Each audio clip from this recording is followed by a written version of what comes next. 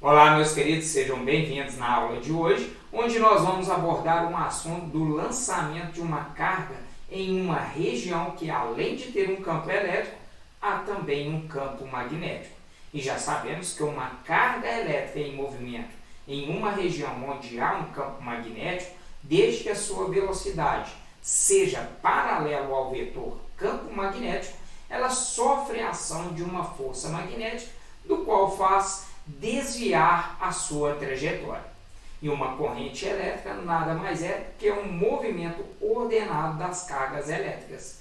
Assim, nada mais sensato que esperar que essas cargas que constituem a corrente elétrica também sofram, em condições particulares, a ação de forças de origem magnética. E isso é o que de fato acontece, meus queridos. Vamos entender isso melhor? Então vem comigo.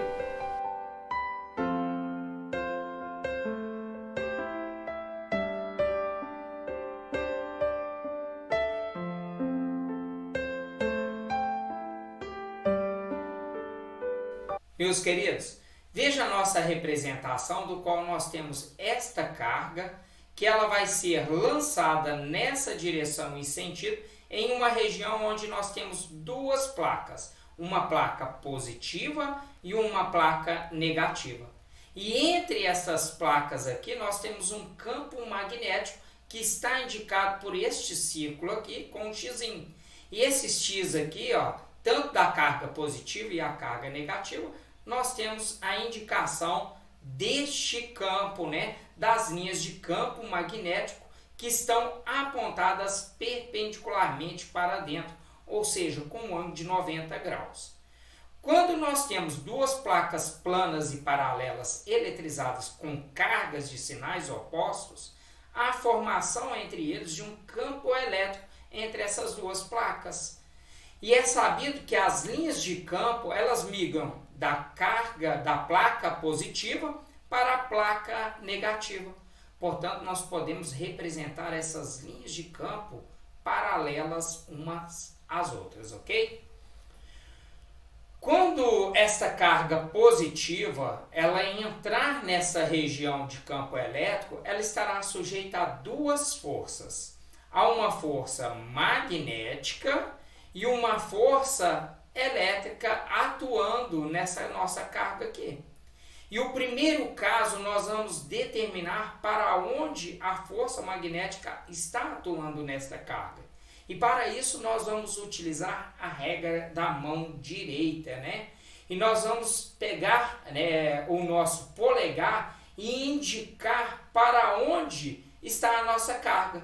Ou seja, nós vamos colocar o nosso polegar, que é o sentido da velocidade, e indicar o sentido e a direção para onde ela foi lançada. E esses demais dedos aqui, eles indicam o sentido do nosso campo magnético. E como ele está para dentro, a nossa carga, como ela é positiva, o sentido da força magnética vai ser determinado por essa palma da mão. E como a palma da mão está para cima, nós vamos indicar que a força magnética que age sobre essa carga positiva, ela estará apontada para cima.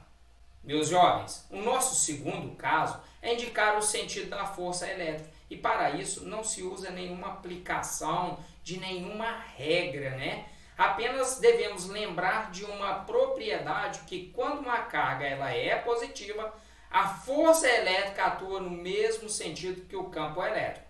Por outro lado, quando a carga é negativa, a força elétrica atua em sentido contrário ao campo elétrico. E no nosso caso aqui, como a nossa carga ela é positiva, a força elétrica vai apontar para baixo. Meus jovens, como essas forças estão em sentidos opostos, nós podemos afirmar que, primeira coisa, se a força magnética for maior do que a força elétrica, a carga vai para cima. Agora, se a força elétrica for maior do que a força magnética, a carga vai para baixo. E para fechar, se eles forem iguais, ou seja, Se a força elétrica tiver o mesmo módulo que a força magnética, a sua trajetória será retilínea. Agora vamos trinchar aqui as nossas fórmulas para a gente poder aplicar aqui. A primeira coisa, nós sabemos que força elétrica é o produto do campo elétrico vezes a sua carga. Como força magnética é igual a força elétrica, nós podemos dizer que força magnética é igual a carga, a sua velocidade vezes o seu campo. Isso vai ser igual ao campo elétrico vezes a sua carga. Nós podemos cortar aqui, né, as duas cargas. Bom, isolando a nossa velocidade, nós temos que a velocidade com que essa carga entra neste campo é uma razão entre o campo elétrico, que nós trabalhamos com Newton por Coulomb, pelo seu campo magnético, que a unidade de medida é o Tesla. E lembrando que a velocidade é 1 metros por segundo. Pessoal, nós podemos concluir aqui que para que essa nossa carga, né, ao ser lançada em uma região onde existe um campo elétrico e um campo magnético e descreva essa trajetória retilínea, o seu campo elétrico, pela razão do campo magnético, tem que ser exatamente igual à velocidade com qual essa partícula chega entre elas. Ou seja, meus jovens, isso é uma condição para que aconteça essa situação, este fenômeno, ok? Meu muito obrigado. Meus queridos, fecho essa aula sobre acoplamento entre o campo elétrico e o campo magnético. Mais uma vez, o meu muito obrigado pela sua atenção e fique atento às próximas aulas. Um grande abraço e fique em paz.